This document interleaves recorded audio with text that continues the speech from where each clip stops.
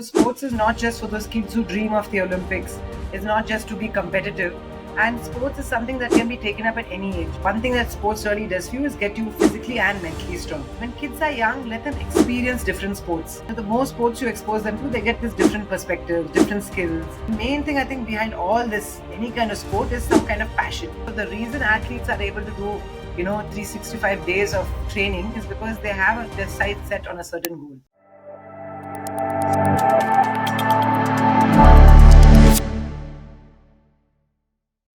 Olympic swimmer, Arjuna awardee, swim coach, and a twin mom.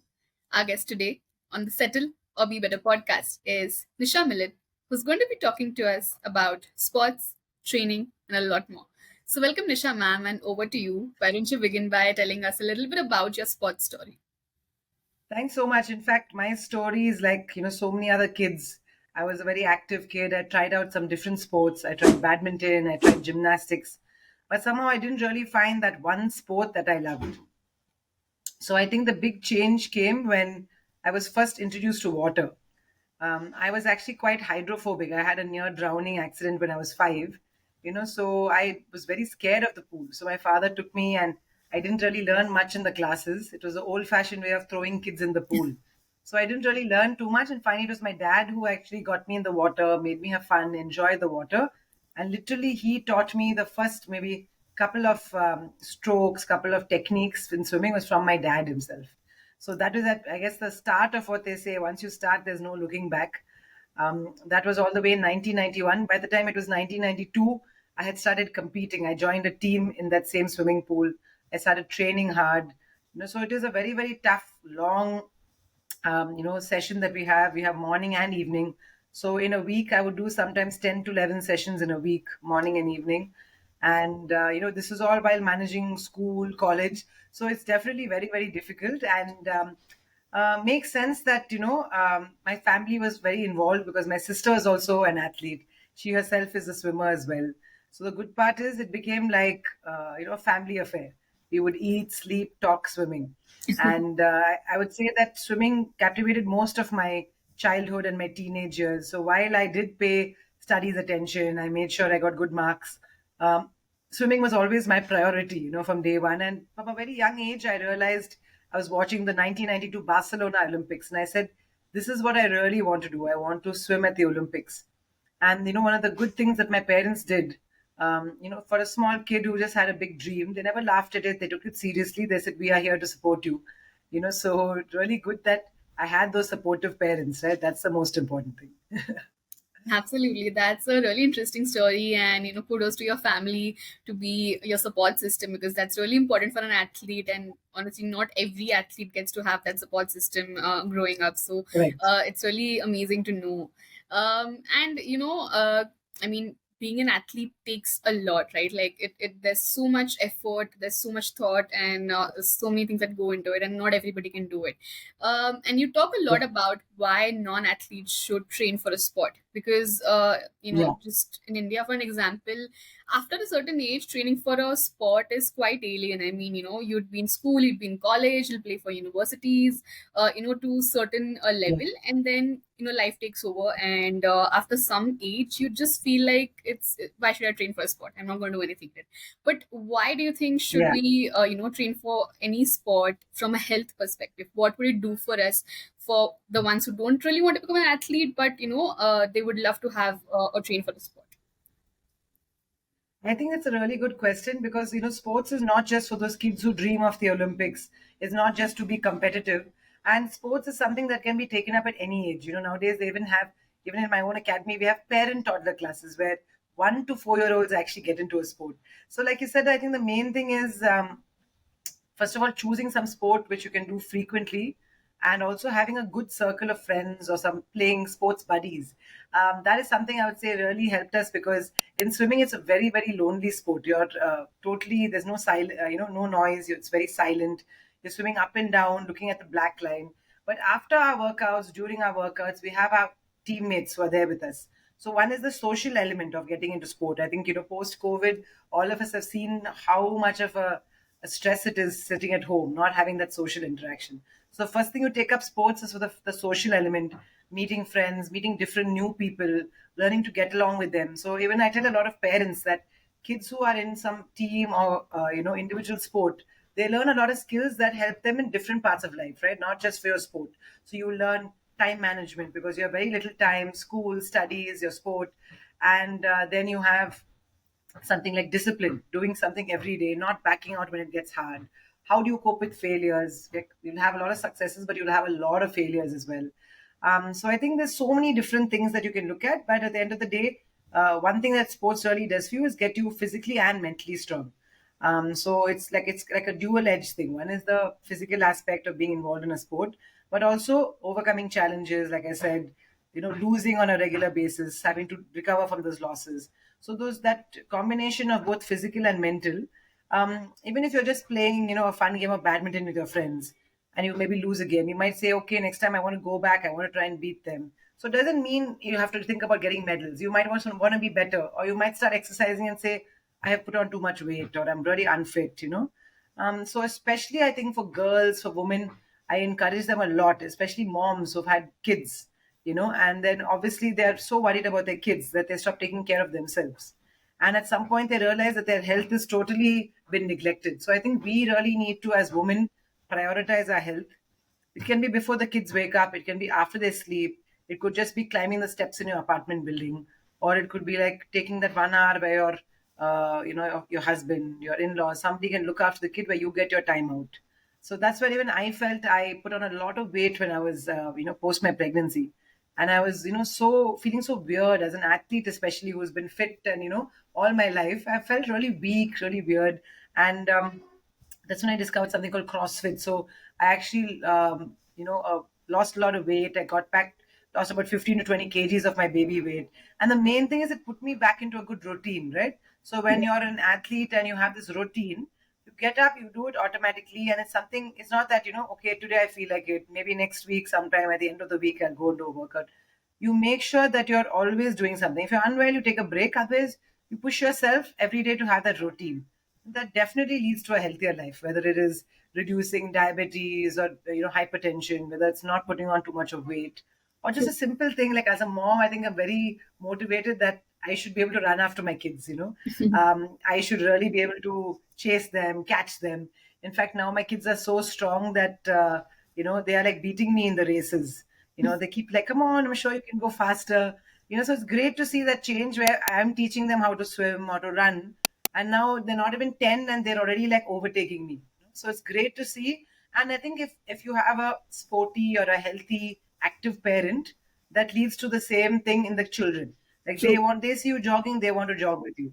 They see you going to the gym, they're like, okay, gym is good, I should go and do it. So you have to set the example. You can't say that I'll sit at home, you guys go for all your classes. So the thing is to lead by example. Absolutely. And it's amazing to see you pass the same bond and same love for swimming that you had with your father now with your kids. And it's a really beautiful way. Yeah, yeah. There's no other way to bond with your family than movement, right? Like some sort of movement that you're doing Right. together. That's just the best way to celebrate your bond together. So it's really amazing to watch Yeah. that. And like you said You, about women and, sports in general has an amazing way to make us feel accomplished. I mean, if you're not athletes, yeah, athletes are yeah. doing that on a regular basis, right? They have their goals, they have the Correct. year planned out, they know how to stack their results, and they will tap into peak performances, which in the end makes them feel Yeah. so accomplished. Is why a lot of athletes are really in love with their career, they love what they do. But for a lot of us, Right. who have a desk job, or who have long working hours, sedentary lifestyle, we sort of forget to do something that makes us feel accomplished. And rather than Yeah. just doing a workout, training for any kind of a sport, and unlocking that new level, that new move every week, makes us feel really accomplished, which lacks in our life today. So, Yeah. and for women, it would make Yeah. us feel That's so empowered in any way, any sport that you train for, exactly. right? Like, because you are not just losing weight or looking a certain way, but you're learning something through it, right? Like every week. Yeah, So like you that's said, I think for adults, I feel like we stop learning when you leave school or college. Whereas that's where exactly. sport, like you said, you have to learn the skills, you have to learn techniques, otherwise you can't improve. So that's one of the important things I think for adults. And even when you're older, we even had two 70-year-olds learning with our academy this year. And normally you'd say, oh, I'm too old. They didn't have that mindset. They said when we go on holiday with our grandkids, we want to get in the pool and be comfortable. Mm. Now they were scared, they were sitting outside. So it was very good to see the change in the mindset that so what, my age is not a barrier. As long as they've not been advised not to do a sport, at any age you can pick up a racket. You can just get a pair of walking shoes and start walking. You could learn a new sport. So that's the great part about sports. Absolutely. And, so when we see actors or when we see athletes, we really want Yeah, to somewhere or the other perform at their level. We keep that as a goal, yeah, but somewhere or the other, we fail to do it because we have these silly excuses like, oh, it's their career. They have to do it, or, yeah, yeah, they're getting paid for it. But it always helps to sort of just program yourself the way that you want to yeah, perform, right? Like, so what does it mean training like an athlete? If somebody just wants to step into the shoes of an athlete and say a week or yeah. a month of training that they want to look at, and they just want to act like they're an athlete and train like an athlete, what would Yeah. it take? Like, what would be your some, like, pointers that they should have in their mind, and their mindset and the way that they train, which would make them feel like an athlete, embody the spirit of an athlete, and that help them in their health journey? I think the first thing would be also to know your own limits, right? You don't want to push yourself where you get injured or you're not able to recover from a workout. But I think the main thing that athletes do very well, one is recovery. So, say you finish the first day of workout, you have to go the next day. You can't just not show up, right? The consistency is very important as an athlete. So, I think things like having an ice bath, it could just be a cold shower, then a hot shower that helps your muscles to recover. Having your vitamins and your supplements on time, whether even if it's women of any age, especially like post having kids. Very important to have a higher protein diet. If you're not getting enough protein, have a simple thing like having a protein shake. So small things like that are what you can do, and it all comes together. Getting your 7 to 8 hours of sleep, that's very difficult as an adult. And the other thing is to get some proper kind of teaching, there's some coaching, because as you get older, if you're not doing the skills well, it's much more likely you get injured. So it's very important that whatever sport you take up, find a coach or something who can teach you the basics, teach you the initial skills. Then you can go out and play that sport on your own or practice on your own. And if you do it that way, I think it's also more long lasting. Like, you want to pick a sport which you can keep playing, and you can make it exciting by calling in friends, registering for a small competition. And so, like you said, having some kind of goal really helps, right? So the reason athletes are able to do 365 days of training is because they have their sights set on a certain goal. Then it becomes easier. At 5 a.m. when you wake up, you don't be like, why am I doing this? So for like a normal person, it could be like, I want to lose this much of weight, or I want to gain muscle, or I want to finish a 10-kilometer marathon and get that finisher's medal. It could be anything, or it could be something simple like, my parents have diabetes. I want to take better care of myself. So the idea is for us to start introspecting about health and also make it very personal. Talk to your friends if you have any issues or any, what do you say, anything that's holding you back. Speak to your doctor or your gynecologist and ask what is doable, what is not. Which is why I think we see a lot of people in swimming who are injured. People with even Parkinson's, and hydrotherapy is really great, right? So we see a Right. lot of people coming to heal from exercise, not just getting fit, but sometimes some of them are fitness professionals, some are not. Even things like sitting at a desk for too long, your desk job, you have knee and back and neck issues, wrist. So a good way to do that is to, one, either see a physiotherapist or get into some kind of like a hydrotherapy or a mobility class which you can work on those aspects. And I think this will lead to a much overall better quality of life for you at any age. Absolutely. And you are now entering your glorious 40s. What have you Yes. noticed, and how did you imagine yourself as a 40 something year old when you were probably in your 20s or your 30s? And what has being an athlete and all the years of training as an athlete, helped you Yeah, show yeah. up like a mom, show up and be there for your family in the strongest way possible? Yeah, I think the 40s is kind of like a good wake up call. Because in your mind, you still feel like the 18-year-old kid. Like for me, sometimes I feel like I'm 18 and I've qualified for the Olympics. But I also have to realize how much I've put my body through. And there are definitely changes that you go through. Like, I recently started the very early symptoms of like perimenopause, which is 40 is quite young. I'm only 41 now. But I had to be like, okay, this is a real thing. Like, how do I, combat it? So whether it's taking different kind of supplements, getting all my health checkups done more often, sleeping more. For me, sleep was a real thing. I think The one big change in your 40s, 50s, middle age, and old age is that your body doesn't recover as well. So Right. if you're just starting off as an amateur athlete, take it very slow. Maybe do one day, take another day of rest day, go back again. And you need to also, I used to look at food as, something I enjoy, which is also great. But I think you need to really fuel your body well for whatever you're doing.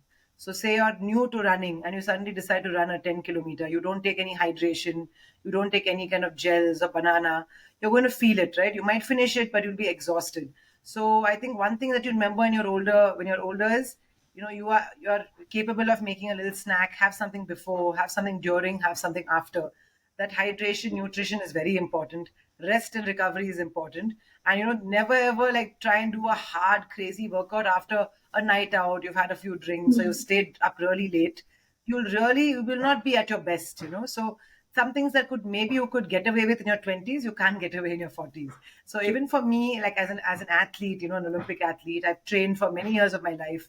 I do quite a rigorous, like 6 days a week schedule. Some days, if I'm feeling a little bit exhausted, I just take a day off. I just relax in bed, watch a movie, read a book. So as you get older, I think be a little kinder to yourself because your body has already taken you through a lot. So this recovering will take you much further. And it comes very difficultly for athletes. When we were young, they used to say Right. that, you need to keep doing something, you need to be productive. And moms are like that, right? Always doing something for the kids, their own parents, their husband, managing the house. So you need to take that time out for yourself. So for me, even though I would love to sleep in every morning, I try and sleep late, I mean early in the night, so I get good amount of sleep. But I know that if I don't finish my workout out early in the morning, I have work, kids, so many other things that come in the way. So I like, okay, this is what I need to do for myself. So every morning, whatever happens, 6 days a week, my alarm is set for 4:45 or 5 o'clock, and I get out of the house and I do something. And I feel so fresh the rest of the day Right. that the days I don't work out, sometimes the family say, "Oh, you didn't work out, you're a little grumpy." So it's really that natural way of getting that endorphin kick, right? When you finish your sport, you have a tough workout, you get the endorphin high, and that's the best natural way. Forget about all the different stimulants you can take, like coffee or something like that. But this is a natural way of getting that high, keeping your lungs and your body strong. Like I know for a fact, so many people in COVID were able to get through it. Even older people, they were infected by the disease, but because their lungs were strong, because they had a decent amount of fitness, that did help. In some ways, for recovery at least. So we need to keep these things in mind and respect the age of 40. But it's not that you can't do anything. You just need to be more cautious. You need to be more, what do you say, vigilant, and you need to actually do things more mindfully, like exercise. Suppose normally if I would just push myself to a point where maybe I'll get injured. Nowadays, if I feel my shoulders hurting too much, I'll take a break. Next day, I'll do only a leg workout. So I know that, okay, my body's taking longer to heal. I don't want to be injured and miss 1 or 2 months of a workout. Instead of, sometimes you have to just deal with it. Your ego might take a hit as an athlete that I could have finished this workout. But you have to be smart. You know yourself after 40 years, you're very mature, and you have to take a step back when you've reached your limit that way.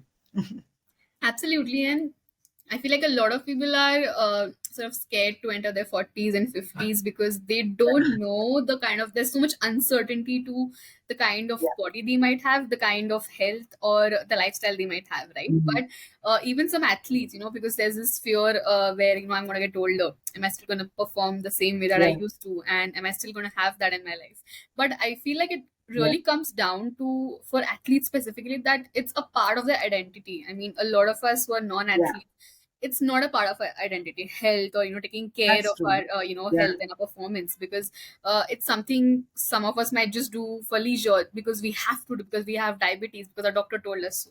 But having Yeah. it as a Exactly. part of our identity makes such a difference, because it really eases it down for you to age gracefully. And when you enter your 40s and your 50s, it doesn't get that Yeah. tough to for the discipline, especially, which is the toughest thing to have in your life Yeah. when it comes to this, right? So Exactly. that's definitely more compelling reason to train like an athlete, even if you're not one.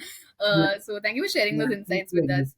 And I'm sure you get this question a lot, but what applies in the sports world would very well also apply in the other parts where anyone who's in a corporate job or anyone who's a business owner, and they have some big challenges in their life, big meetings or big things they have to show up for. So when you have your big races, or when your students have some of the big races, what is the internal dialogue that is Yeah. going on in your mind? Like, what how do you, because it's as important to train your mind as it is to your body, right? Mm. So what is it that's going on in your mind just a few minutes before the training? What do you say to yourself, or is it absolutely nothing and you just go for it?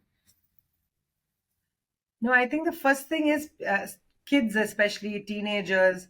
I mean, anybody who's trying something new, you need to keep in mind that the self talk that you have with yourself is much more important than what your neighbor, your classmate, your teammate, your coach, what they say. Because sometimes not everybody might be on your side. They not may not be cheering for you. But if you know why you're doing it, like you said, it could be I just want to get healthy. You know, if that's your goal, you shouldn't listen to people saying, "Oh, why are you wasting so much time? You could do other things. You're too old." I've seen people in their 60s and 70s continue a very active, healthy life part, take part in competitions. I've actually had a triathlete who just came back. He's 67. He's a granddad, and he just, competed at the World Half Ironman Championships for his age group. And, he does have some health issues. He deals with it. He works on his recovery a lot, but he finds so much, like you said, his identity, his sense of self confidence is good. So I think the one thing that goes through athletes who are more experienced is one to block out all the noise. So, I would listen to music before my race to kind of keep me calm, not listen to anybody else's comments. That really helps. And the other thing you can do is, if you ever like nervous, just say like, how bad can it be, right? So if I don't win this match, or I fail at this, or I'm not able to do this exercise, there's always another day. I can try again. Worst case, you can try another sport. If you don't like the sport, you can try another one. So I think the first thing is to keep it in perspective. It's just a sport. It's just a game. This is not the end of the world. So I think as athletes, we deal with failure so often, it comes naturally to us. That, okay, I lost today, I'll come back tomorrow. I'll try and work on my weaknesses, and I'll try and get stronger. So if you keep that mindset, you're not too nervous going into a race. It's not like, oh my God, if I don't do this, that's the end of it. My parents won't talk to me, or I've put in so much of effort and I'm a failure. So what you say has the greatest impact. So if you lose or you don't do well, typically, other people might try and console you and they're helping you, but it is how you deal with it internally. You just say, okay, it was a bad loss, not a great day, move on to something. So I think it's about knowing yourself and knowing the buttons to push. Like sometimes somebody may say something where I know I can do better. They might say, no, no, you're a swimmer, you can't run well, you can't run ultra marathons. Sometimes I use that as a fuel, right? So when I'm going to go into a tough workout, I was like, remember that person who said you can't do it? Let's show them. That could be one way of like, taking some negative kind of reinforcement and making it positive. Or it could be like, I'm just doing this because I love it. So whether I finish it or not, I'm still going to give it a good try.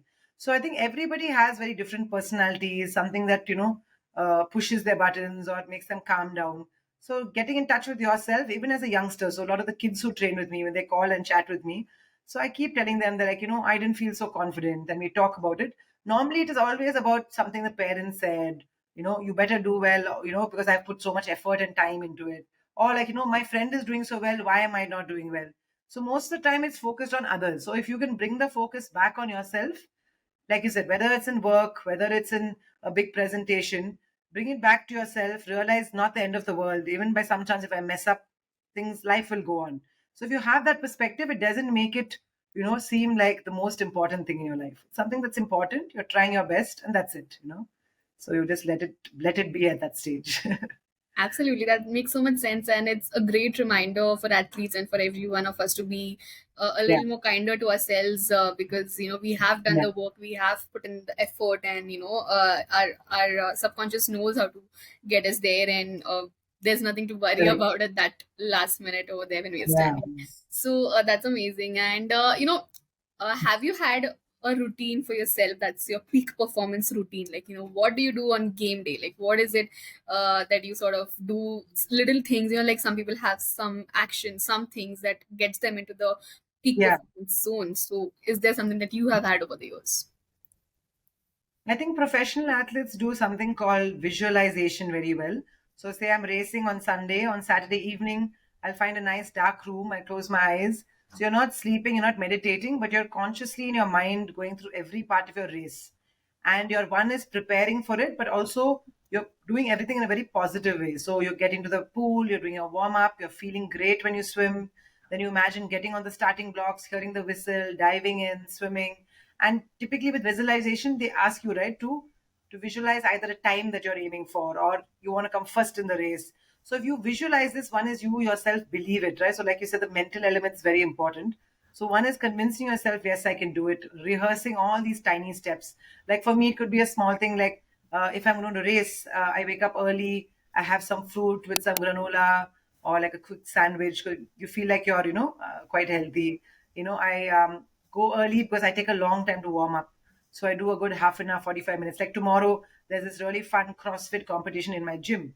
And in the ladies, I'm probably the oldest by, I think, by about 4 to 5 years, I will definitely be the oldest who's competing.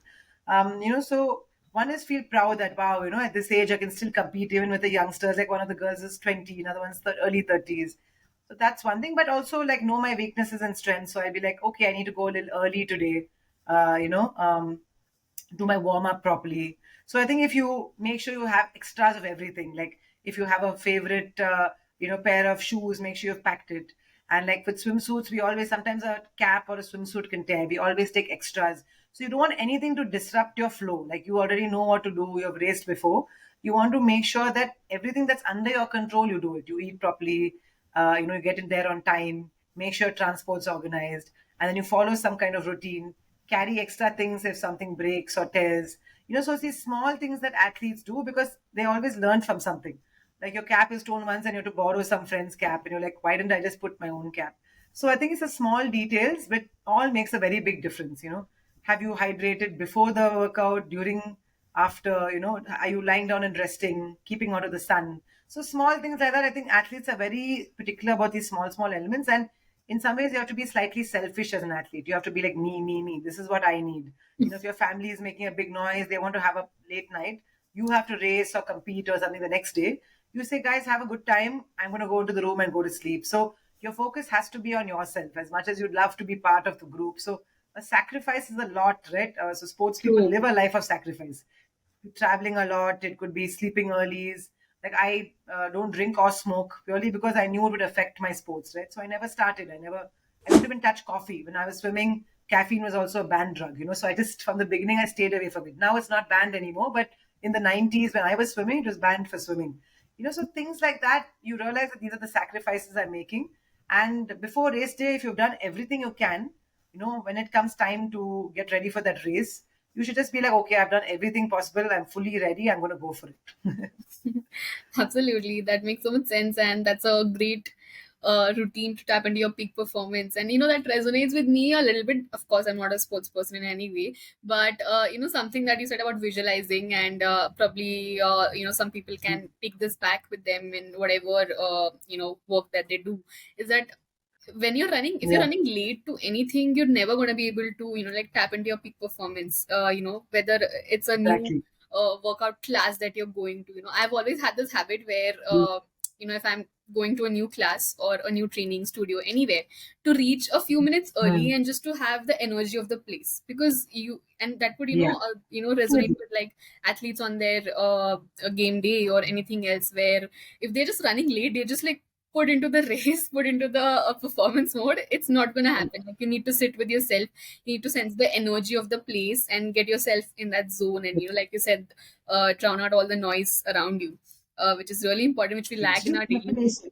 Exactly. Yeah, Exactly. just be prepared, for whatever. Because generally they say like whatever can go wrong sometimes will go wrong. It could be one of those bad days, but if you have done as much as possible to reduce all these, outside influences, then you just deal with whatever comes your way. Absolutely. That was really good to know. Thank you for those insights. And for the last segment of this discussion today, you talk a lot Yeah, about how sports plays an important role for children when they're growing up, right? Like, so what is the importance of yeah, introducing some sort of sport, and what has gymnastics and swimming done for your children, and what do you see are the changes in them, like not only in their physical capabilities, but in their personality, in the way that they're growing up, or that they're yeah, understanding, probably even being what being fit is through a sport. yeah. I think, see, even for me as a young child, I was very introverted. I was not very confident. I didn't have too many friends in school. So I see that I've got twin girls. One of them is very confident, very outspoken. The other one takes a little time. She's a little more quiet. So I think for both of them, sports is great. But even for the one who's a little bit nervous, who took some time, she's really good at gymnastics. She's good at swimming as well. So I feel sports has built up the confidence so much that, here's a skill. I'm able to do it. She doesn't have to talk, doesn't have to explain. She just has to go out there, perform. And through sports, she's made a lot of friends, right? Because these kids also like the same things that they do. So that's why I think even though swimming is an individual sport and the competition we race separately, but any sport pretty much you're training on your own. I mean, with another team, you're not training on your own. You'll have at least, even if you're playing a sport like tennis, you'll have at least one coach, a sparring partner. So it's always, that chance of having that team environment, which is very useful. Like for me, some of my closest friends are my swimming friends. Because we've spent so many times, we've been through the hard times together. We'll cry on each other's shoulders. We'll celebrate the victories together. So I think though that's very important. And when kids are young, let them experience different sports. Which is why my kids they've done a bit of running. Sometimes they run a 3 kilometer race. Then they've done gymnastics where they've gone to a proper gymnastics academy, learn just the basics, but they didn't feel like they want to continue. But the fact that then you can do a handstand, a cartwheel, those kind of things stay with you for life. It helps your mobility, your flexibility. Indeed. Then swimming, of course, really helps in all-round development, your lungs. Suddenly mine are only 9, and they're almost my height already, very very tall. Their shoe size is big, so they're going to have very good bone structure, muscle. And if you notice nowadays, a lot of kids are very weak. They spend a lot of time indoors post COVID or even during COVID. They're having issues with eyesight. They're having issues with neck or back problems, just like adults who are very sedentary. So we need to get the kids out of the house, get them out. If you feel like, okay, they're a little clumsy or then they're a little behind in their development physically, put them into a proper guided class where a coach or a teacher will take them through it in a proper manner so they don't get injured. Typically, in most sports, like I know in swimming, it's a very low impact sport, right? So they can't get injured as such. They just have to learn the techniques. But you will see the shoulders get broad, their lung power improves, their immunity improves. So I think the one thing that's very important, and this word immunity is such a big buzzword after COVID, that immunity really helps, improves if you're a sports person. And this is not like a competitive sports person, even if you play sport regularly. True. So I think doing a combination of swimming, gymnastics, athletics, these are like the core foundation sports. And for the most part, they're quite accessible. Like you can even have, just an empty space where somebody's been teaching gymnastics.